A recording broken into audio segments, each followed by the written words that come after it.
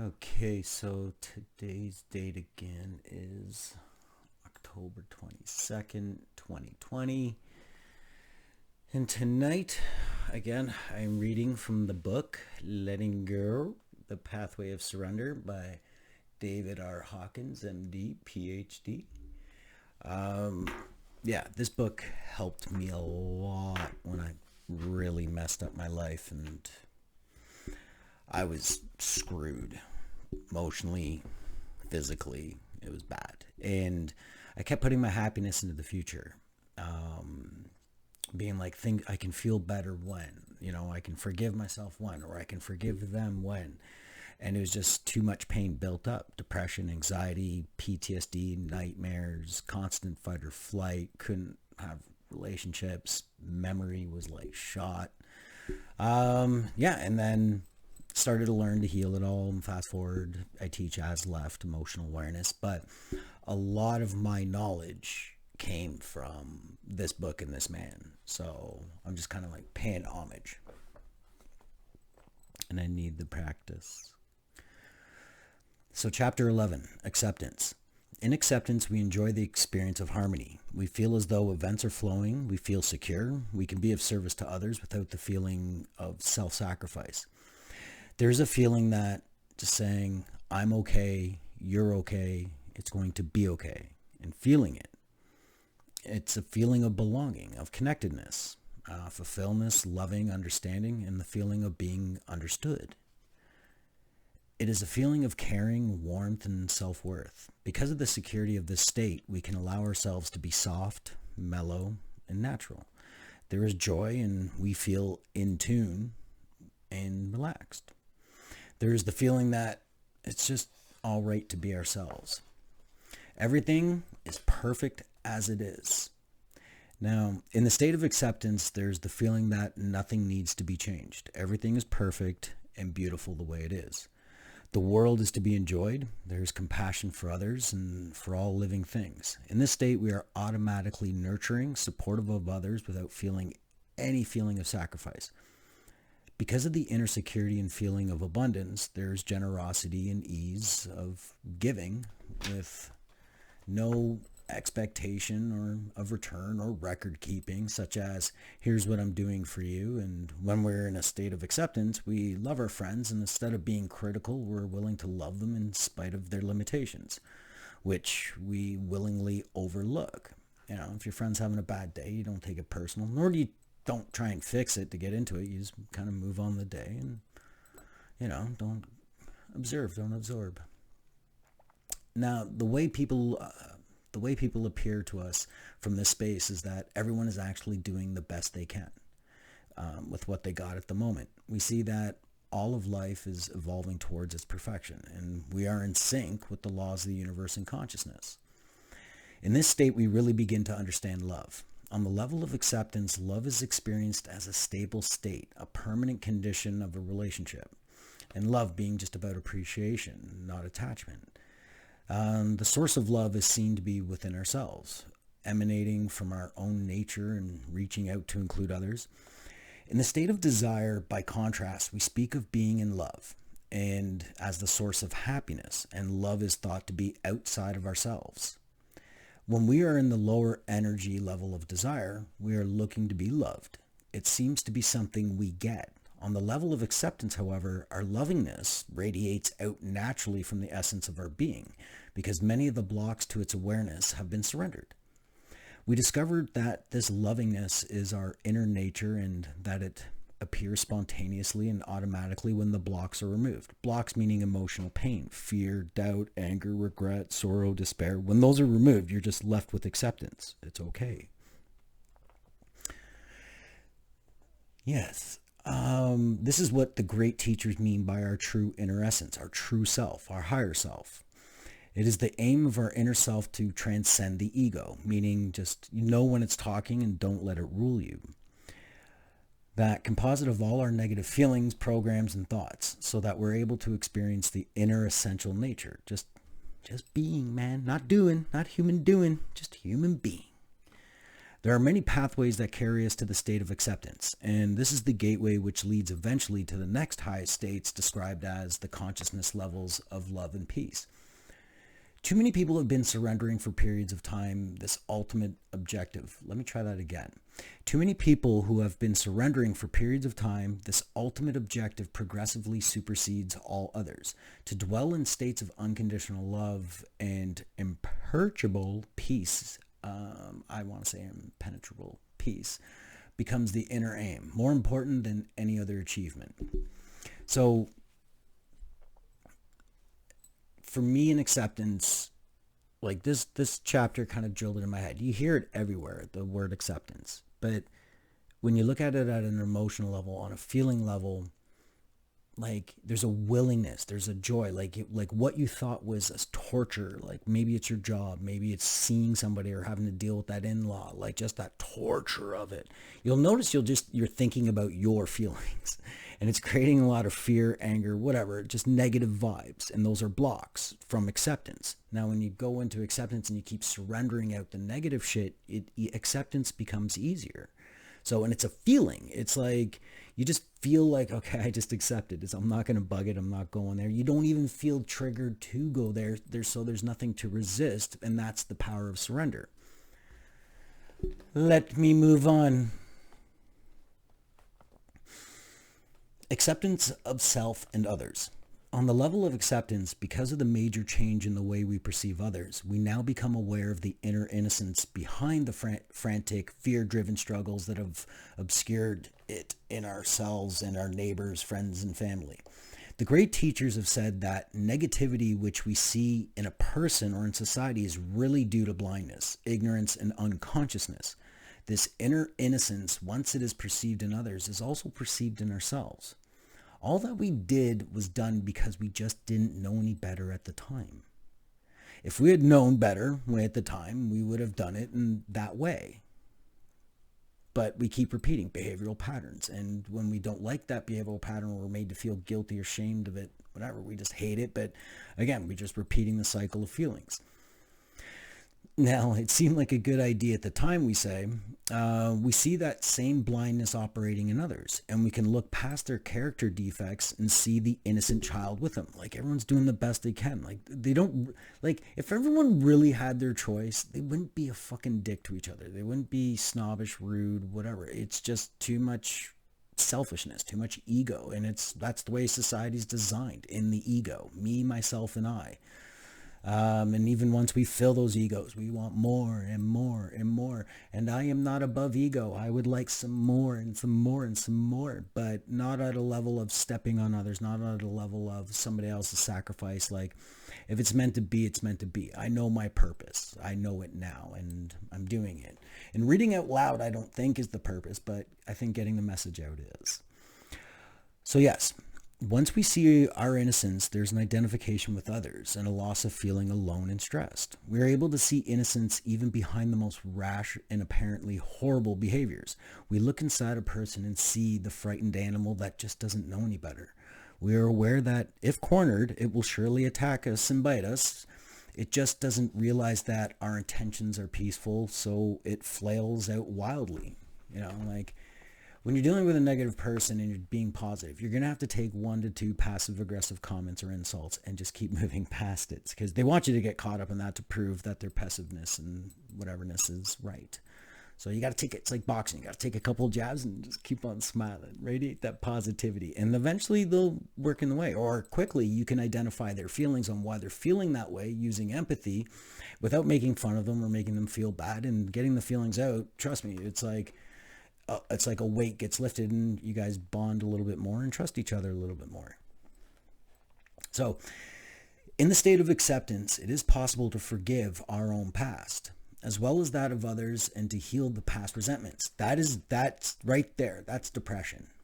All right. Like, without tumors growing on your frontal lobe, creating the block of serotonin, whatever, like, not physical depression, but emotional depression. That's it right there. We never accepted the shit that either happened to us or that we did. We never told ourselves it's okay.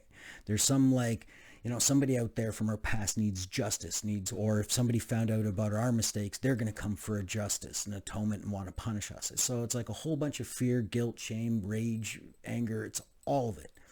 But when you start to accept that your past is a little fucked or your situation right now is really messed up, you can start to accept it. It's okay. I'm okay. It's going to be okay. If you don't tell yourself that, then you are a victim to your own emotions. You are a victim to your past. That is stopping the monkey mind from creating all this pain and you taking conscious control with acceptance. And then, yes, all the feelings are going to come to the surface, and have fun with that journey of surrender. But let's keep going. It is also possible to see the hidden gift in past events, like the lessons. Like when your villains become your teachers, you have healed, about which we have been resentful, including their possible karmic significance. From this level, it is possible to create a different context from which to view the past and thereby heal it. With the final completion of the level of acceptance, we feel secure about the future, and we can move on to levels of love and peace. Reason and logic becomes tools for the fulfillment of that potential. And you're not bogged down by a whole bunch of pointless anger and fear.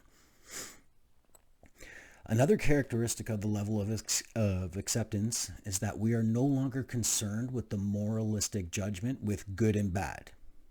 There's mistakes and doing right, like that positive or just doing negative. It just becomes obvious what works and what doesn't work. It is easy to see what is destructive and what is optimal without judging anything as evil. Like evil. Evil is just emotional pain manifesting itself into the physical world. If no one had emotional pain, no one would be evil. Except the Rosemary's Baby. I don't know. So there's an elimination of guilt, which accompanies all judgments against others and ourselves. When we see the meaning of the statement of judge not lest ye be judged. In acceptance, we have let go of the inner guilt monger, that found fault with even our most basic human drives. We can enjoy our physicality without moralistic aversion or compulsive self-gratification. We accept that others have come to their understanding of life and their ethical views in a way that makes sense to them, even if their beliefs and behaviors are quite different from yours or ours. Acceptance. When we see the innocence in everyone, we can truly fulfill loving our neighbors as ourselves, and thus letting go has allowed us to reach a lofty goal without even the conscious attempt to do so. The level of acceptance is characterized by the attitude of selflessness and service. This results from the surrendering of the negative feelings, the selfish feelings that create the small self, which removes our identification with it. Instead, inner harmony and peace are experienced as the nature of our greater self. Because the negative programs have been relinquished, there is emergence of a greater creativity, inspiration, and intuition. Like when you don't have pain vibing the body, you're vibing higher. So your intuition starts to become like off the hook. You just know, like it, when there's not pain and fear bogging you, like the way that we use our intuition is you put something out there being like, will this happen? And have no attachment to the answer coming back. And that's when usually your intuition's right. But let's move on. There is certainty that our own personal needs will be met. Therefore, there's a shift in a relationship so that the focus on the welfare and happiness of others. This is facilitated by the fact that at this level, there is no longer a neediness in the form of dependency on other people or their opinions, because there's nothing we feel we need to get from them. Not attention, not adoration, not judgment, nothing. In a relationship of loving acceptance, minor imperfections are no longer given serious importance and they're just overlooked.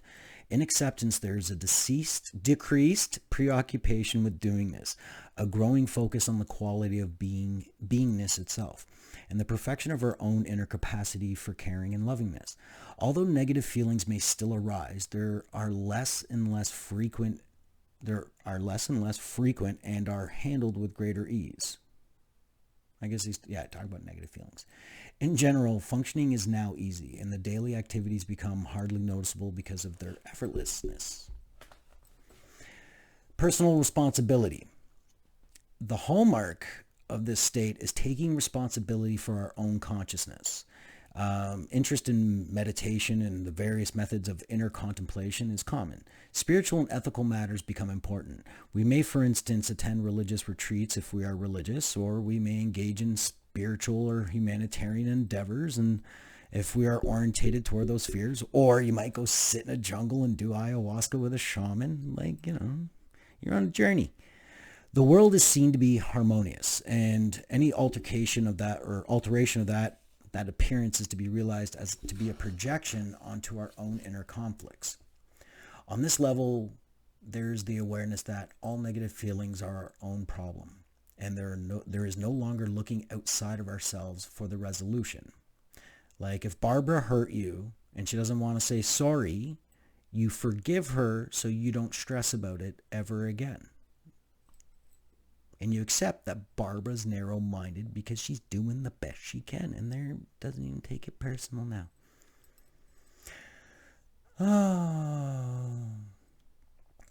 There is a seriousness regarding the growth of our own consciousness and self-awareness, and focus on honing in the quality of that consciousness itself.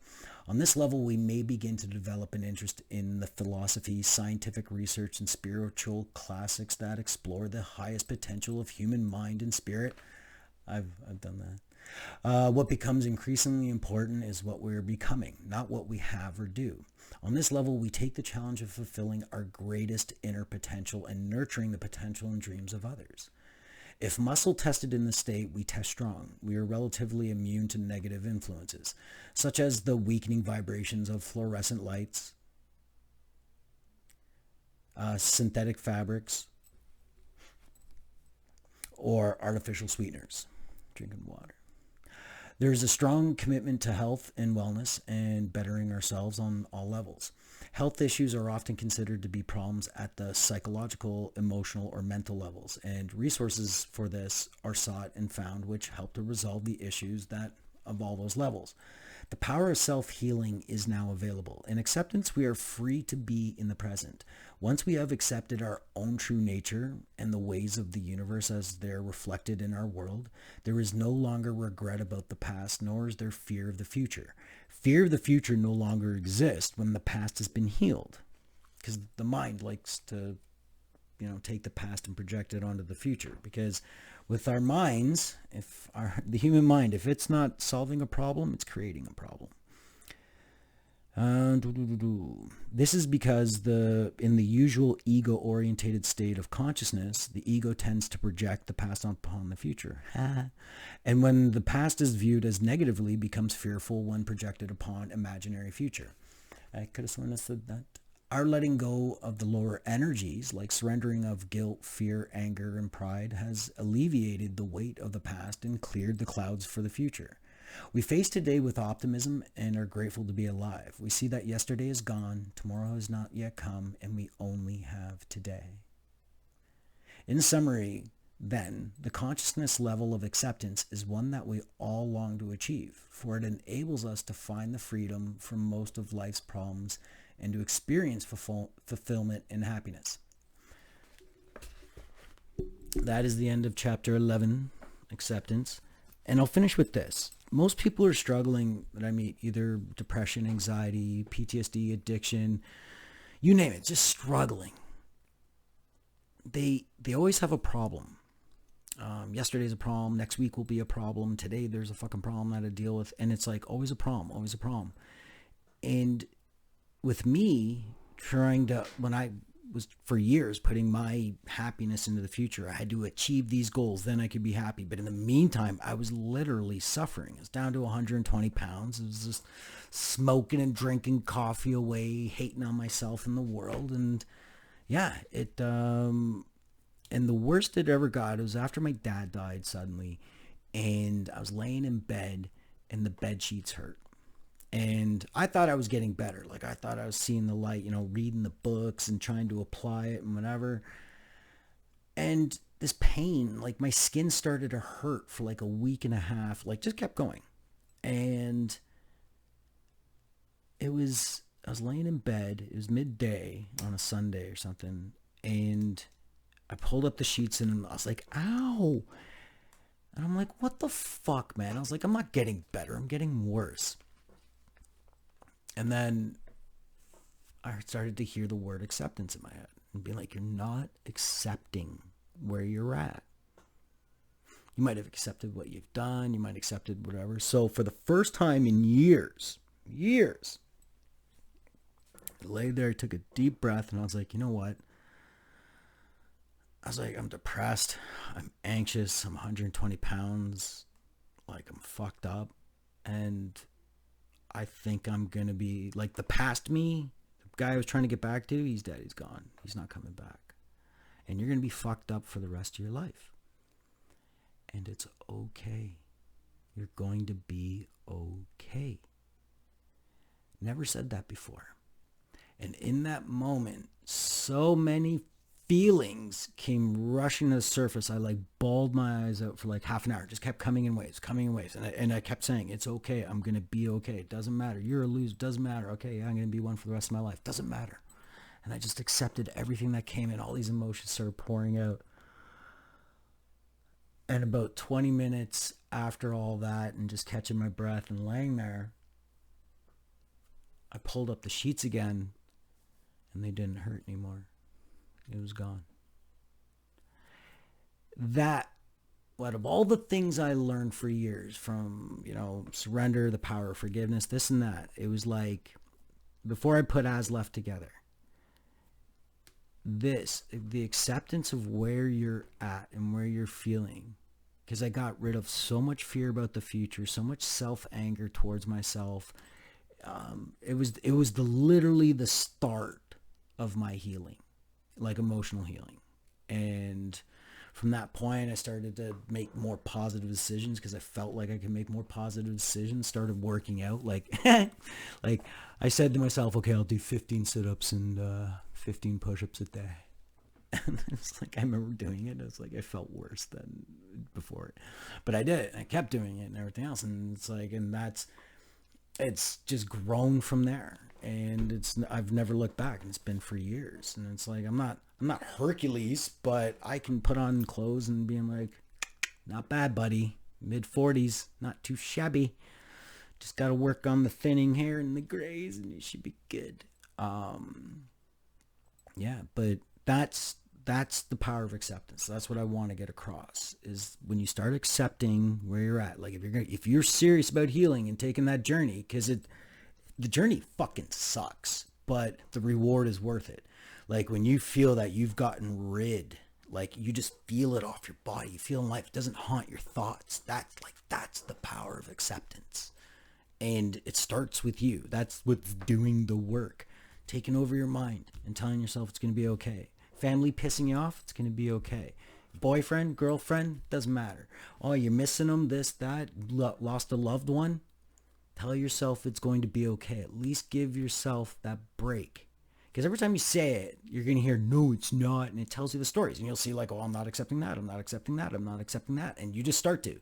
And feelings are going to come to the surface, and then you surrender. So you're going to want to spend some time alone. Or when somebody cares, whatever. I did it alone. Like if I sat there and bawled that hard in front of my family, they would have committed me.